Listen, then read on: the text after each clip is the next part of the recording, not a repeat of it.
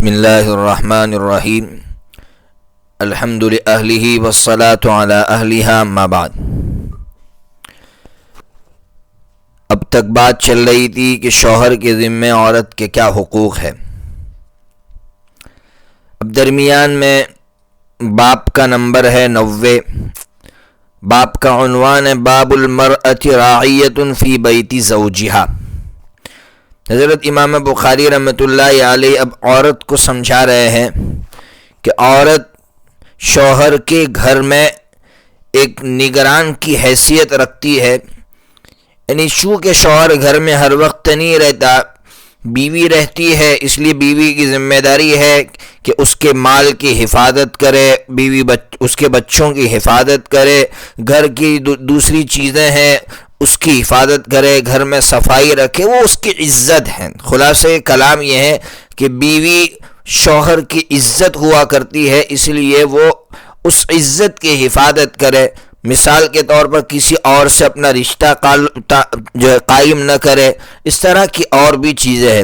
اس لیے حضرت نبی پاک صلی اللہ تعالیٰ علیہ وسلم کی جامع ترین روایت ہے 5200 نمبر کی، جس میں حضرت عبداللہ ابن عمر رضی اللہ تعالیٰ عنہما میرے آقا کا فرمان نقل کر رہے ہیں کہ میرے آقا نے فرمایا، تم میں کا ہر ایک چرواہا ہے، یعنی ذمہ دار ہے، اور تم میں سے ہر ایک سے پوچھا جائے گا رعیت کے متعلق، ماتحتوں کے متعلق۔ جس طرح ایک امیر جو ہے وہ ذمہ دار ہوتا ہے، مرد جو ہے گھر والوں کا ذمہ دار ہوتا ہے، عورت جو ہے شوہر کے گھر کی اور اس کے بچوں کی ذمہ دار ہوتی ہے۔ اس لیے میرے آقا نے آخر میں فرمایا، تم میں کا ہر ایک ذمہ دار بنا کر بھیجا گیا اور تم میں سے ہر ایک سے ماتحتوں کے متعلق پوچھا جائے گا۔ اس کے بعد کا جو باب ہے جس کا نمبر ہے 91، جس کا عنوان قرآن مجید ہی کی آیت لکھ دی ہے، الرجال قوامون علی النساء بما فضل اللہ بعضهم علی بعض۔ حضرت امام بخاری رحمۃ اللہ علیہ اس آیت کی تفسیر فرمائیں گے۔ آیت کی تفسیر کیا ہے اس کو سمجھیے۔ دیکھیے، اللہ تبارک و تعالی یہ کہنا چاہتے ہیں کہ مردوں کو ہم نے عورتوں کا نگران بنایا ہے، ایک ذمہ دار بنایا ہے۔ اس لیے ذمہ دار جو ہوتا ہے وہ ہمیشہ ماتحتوں کا خیال رکھتا ہے۔ ماتحتوں کی طرف سے اگر کوئی ایسی چیز پیش آ جائے جو اس کے مزاج کے خلاف ہو یا پھر واقعتاً نقصان دہ ہو، تو جو ذمہ دار ہوتا ہے وہ اس کا حل نکالتا ہے، وہ اس کا توڑ پیش نہیں کرتا بلکہ جوڑ پیش کرتا ہے، اس کا حل نکالتا ہے۔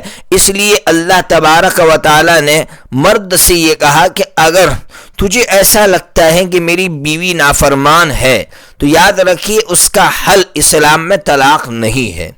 بہت اہم باب ہے، اس کو سمجھنے کی ضرورت ہے۔ عام طور پر ہمارے یہاں عورت اگر نافرمان ہو تو سیدھا طلاق دے دیا جاتا ہے، بلکہ اس سے آگے بڑھ کر یہ کہوں کہ عورت کا قصور تک نہیں ہوتا، مرد نافرمان ہوتا ہے اور وہ دھڑلے سے جو ہے وہ طلاق دے دیتا ہے۔ بہت بری بات ہے۔ تو بات یہ چل رہی تھی کہ اگر عورت نافرمان ہے تو اسلام میں اس کے لیے حل ہے۔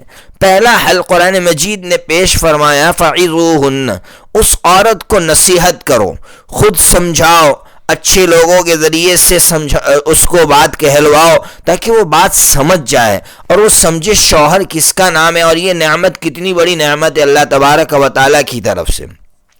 اگر نصیحت سے کام نہیں چلتا تو پھر قرآن مجید نے دوسرا حل پیش کیا کہ یہ کرو کہ تم جس کمرے میں سوتے ہو، جس بیوی کے ساتھ جس کمرے میں سوتے تھے اس کمرے میں اس سے الگ ہو جاؤ۔ کیا مطلب؟ خلاصہ یہ ہے کہ اس سے تم بے رخی برتو، دوری اختیار کر لو۔ یہ اس کے لیے بہت بڑی سزا ہے، اس لیے کہ جب اس کو یہ احساس ہو جائے گا کہ شوہر کی یہ نعمت جو اللہ تبارک و تعالیٰ نے مجھے عطا فرمائی دی یہ جب مجھ سے چھوٹ رہی ہے تو کتنی بڑی تکلیف ہو رہی ہے، تو اب اسے احساس ہوگا۔ جب احساس ہوگا تو وہ اپنے شوہر کی فرمانبردار بن جائے گی۔ تو اب یہ بات مسئلہ آگے چھیڑ رہے ہیں کہ اسی کمرے میں الگ ہونا ہے یا دوسرے کمرے میں جا کر سونا ہے، وہ مسئلہ آگے بیان کروں گا۔ تیسرا حل قرآن مجید نے یہ بیان فرمایا کہ اگر اس سے بھی مسئلہ حل نہیں ہوتا، آپ نے بے رخی برتی لیکن بے رخی کچھ کام نہ آئی تو اس کو مار سکتے ہیں، لیکن یاد رکھیے مارنے کے لیے دو قیدیں بڑھائیے. ایک تو یہ کہ آپ چہرے پر نہیں مار سکتے ہیں اور جسم پر بھی اس طرح نہیں مار سکتے کہ اس پر نشان پڑ جائے. اس لیے قرآن مجید نے مارنے کی اگر اجازت بھی دی تو پھر دو قیدوں کے ساتھ اجازت دی کہ آپ جو ہے چہرے پر نہیں مار سکتے ہیں اور اس طرح نہیں مار سکتے کہ نشان پڑ جائے. اگر اس سے بھی مسئلہ حل نہیں ہوتا تو قرآن مجید نے چوتھا حل پیش کیا ہے جو دوسری آیت میں ہے کہ مرد کے کچھ رشتہ دار اور عورت کے کچھ رشتہ دار بیٹھے، پنچایت بیٹھے اور حل نکالنے کی کوشش کرے، اصلاح کی کوشش کرے، صلح کی کوشش کرے. لیکن اگر اس سے بھی مسئلہ حل نہیں ہوتا تو اب سمجھیے، اب جا کر اسلام یہ کہے گا کہ تمہیں ایک طلاق دینی ہے اور ایک طلاق دے کر چھوڑ دینا ہے. یہاں درمیان میں ایک مسئلہ سمجھا دوں. عام طور پر چونکہ ہم پر لوگوں کے فون آتے ہیں تب پتہ چلتا ہے کہ لوگ یہ سمجھتے ہیں جب تک 3 طلاقیں نہ دی جائے تب تک میاں بیوی الگ نہیں ہوتے، اس لیے وہ لوگ 3 طلاقیں دے دیتے ہیں. یہ بہت بڑا گناہ ہے، بغیر ضرورت کے آپ 3 طلاق دے رہے ہیں. طلاق ایک ضرورت ہے اور ضرورت جب ایک سے پوری ہو رہی ہے تو 3 طلاق دینے کی کیا ضرورت ہے؟ اس لیے سمجھو ایک طلاق دو اور چھوڑ دو. اس کا فائدہ کیا ہوگا؟ 3 حیض کے اندر اگر اس کو بیوی بنانا چاہے تو کوئی مسئلہ نہیں ہے، اس کو لے آئے اپنے گھر، جو ہے اس کو بوسہ لے دے یا پھر اس کے ساتھ جماع کر لے، نیا نکاح کرنے کی بھی ضرورت نہیں ہے. اسی طرح 2 طلاق دیو تب بھی یہ مسئلہ ہے.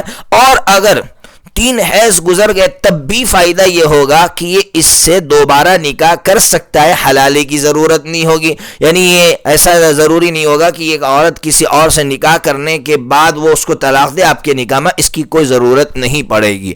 بہرحال تو اسلام نے حل پیش کیا اور اخیر میں ایک طلاق دینے کی اجازت دی. ایک سے ضرورت پوری ہو جاتی ہے، اس سے زیادہ کی اجازت نہیں دی ہے. اس لیے جو ہے باب کا عنوان تو باب کا نمبر تو 91 تھا. میں نے قرآن مجید کی آیت پڑھی تھی 5201 نمبر کی حدیث جو ہے وہی روایت جو بھی آپ نے پڑھی. حضرت انس بن مالک رضی اللہ تعالیٰ عنہ فرماتے ہیں کہ میرے آقا نے عورتوں سے ایلا فرمایا، یعنی قسم کھائی تھی کہ 1 مہینے تک ان کے قریب نہیں ہوگا. اور آپ اپنے بالا خانے میں تشریف لے گئے تھے، 29 دن مکمل ہوئے آپ اتر آئے تھے. تو آپ جانتے ہیں کہ ماں عائشہ نے کہا تھا کہ اللہ کے رسول آپ نے تو 1 مہینے کے لیے قسم کھائی تھی، تو میرے آقا نے فرمایا تھا عائشہ مہینہ 29 کا بھی ہوتا ہے. اب آگے سنیے، دوسرا مسئلہ چھیڑ رہے ہیں جس کا نمبر ہے 92. باب ہجرت النبی صلی اللہ تعالی علیہ وسلم نساءہ فی غیر بیوتہن. کیا کہہ رہے ہیں یہاں؟ یہ مسئلہ چھیڑ رہے ہیں کہ اگر بیوی سے بے رخی برتنی ہے تو کیا کرے؟ اسی کمرے میں الگ سو جائے یا دوسرے کمرے میں جا کر سوئے؟ یاد رکھیے قرآن مجید نے تو صاف لفظوں میں کہا کہ آپ جو ہے اس کو اسی کمرے میں چھوڑ دو. اسی کمرے میں چھوڑنے کی بات کہی، یعنی بہتر تو یہ ہے کہ آپ جس کمرے میں اس کے ساتھ لیٹتے اسی کمرے میں بے رخی برتی، اس لیے کہ اس میں عذاب زیادہ ہے، اس میں تکلیف زیادہ ہے کہ آپ سوئے ہوئے اس کے بالکل قریب میں اور آپ کا رخ اس طرف ہے اور وہ اس طرف دیکھ رہی ہے، تو اس میں تکلیف زیادہ ہے. اس لیے بہتر تو یہ ہے کہ اسی کمرے میں اس کو الگ چھوڑ دیا جائے.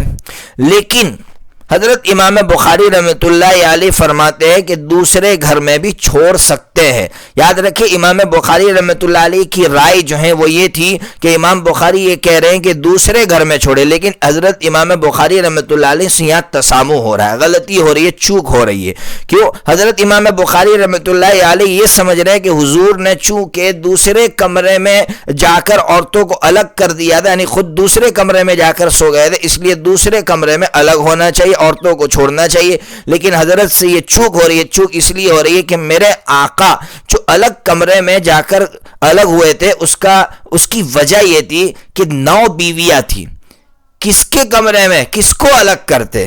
سے مجبوری تھی، اس لیے میرے آقا جو ہے الگ کمرے میں جا کر سو گئے تھے۔ اس لیے حضرت امام بخاری رحمۃ اللہ علیہ کا اس سے استدلال درست نہیں ہے۔ اس لیے حضرت معاویہ ابن حیدر رضی اللہ تعالیٰ عنہ کی جو حدیث ہے وہ صحیح حدیث ہے کہ میرے آقا نے فرمایا تھا اللہ تہجر الا فی البیت، کہ عورت کو گھر ہی میں اسی کمرے میں چھوڑا جائے، دوسرے کمرے میں نہ چھوڑا جائے۔ اس لیے صحیح بات وہی معلوم ہوتی ہے جو دوسرے علماء فرماتے، اور قرآن مجید نے کہہ دی کہ عورت کو اگر چھوڑنا ہے تو اسی کمرے میں الگ چھوڑو، دوسرے کمرے میں جانے کی کوئی ضرورت نہیں، مجبوری ہو تو الگ بات ہے۔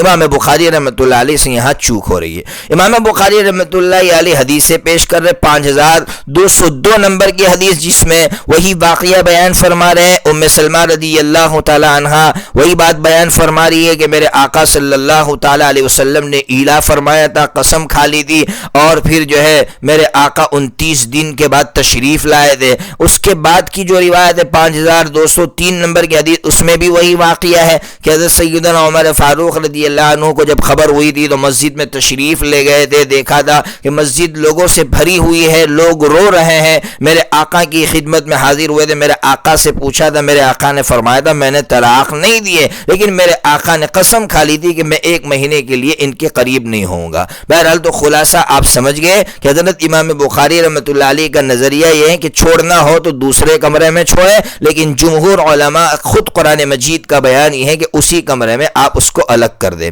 اس کے بعد کا جو باب ہے جس کا نمبر ہے 93، اس کا عنوان ہے باب ما یکرہ من ضرب النساء۔ یہ ہے بات، ابھی بات آئی تھی کہ قرآن مجید نے مارنے کی اجازت دی ہے، لیکن 2 قید ہے۔ ایک تو یہ ہے کہ آپ چہرے پر نہیں مار سکتے ہیں، اور دوسری قید اس طرح نہیں مار سکتے کہ نشان پڑ جائے۔ اس لیے یہاں حدیث لایا ہے قرآن کی آیت وَضْرِبُوهُنَّ غَيْرَ مُبَرَّحِينَ کی قید ہے۔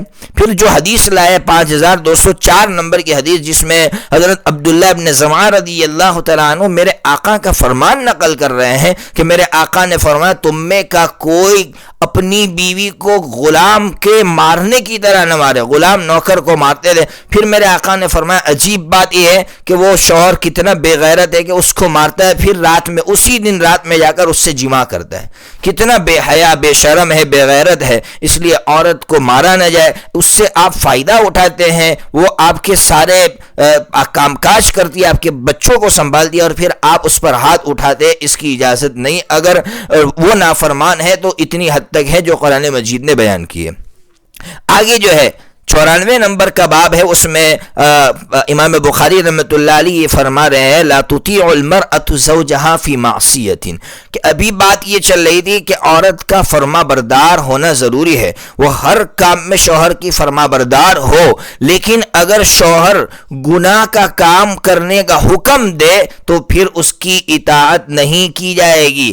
آپ اندازہ لگائیے کہ عورت سے تو یہ یعنی ایک تعبیر آپ نے پڑھی کہ حضرت نبی پاک صلی اللہ تعالی علیہ وسلم نے فرمایا تھا کہ اگر اللہ کے سوا کسی کا سجدہ کرنے کا حکم دیا جاتا تو عورت سے کہا جاتا تم اپنے شوہر کو سجدہ کرو، یعنی اتنی فرما بردار ہونا ضروری تھا۔ لیکن نافرمانی کے کام میں شوہر کی اطاعت نہیں کی جائے گی، اس لیے ماں عائشہ صدیقہ رضی اللہ تعالی عنہا 5205 نمبر کی حدیث بیان کر رہی ہے، جس میں ایک انصاری عورت کا واقعہ بیان کر رہی ہے کہ وہ آئی، اس نے اپنی بیٹی کا نکاح کروا رکھا تھا، اس کے بال جھڑ رہے تھے، تو اس نے میرے آقا کی خدمت میں آ کر یہ کہا تھا کہ اللہ کے رسول اس کا شوہر یہ چاہتا ہے کہ دوسرے بال لے کر اس میں ملا لوں، جس کو بال ملانا کہتے ہیں۔ تو میرے آقا نے فرمایا نا نا نا، اللہ تبارک و تعالیٰ کی لعنت برستی ہے ایسی عورتوں پر جو بال جڑواتی ہے دوسروں کے بال، وہ اس سے مستقل مسئلہ آئے گا بال جڑوانے کا۔ بہرحال تو دیکھیے نافرمانی کا کام تھا، میرے آقا نے منع فرما دیا۔ کیا خیال ہے کہ اگر شوہر کے علاوہ کوئی اور نافرمانی کا حکم دے تو کیا اس کی اطاعت کی جائے گی؟ اس کی اطاعت تو کسی بھی صورت میں نہیں کی جائے گی۔ اللہ تبارک و تعالی ہمیں اپنا ڈر نصیب فرمائے، اللہ تبارک و تعالی ہماری نظروں کا اور دل کا رخ اپنی طرف کروا دے، دنیا کا ڈر ہمارے اندر سے نکال دے۔ وآخر دعوانا ان الحمد للہ رب العالمین۔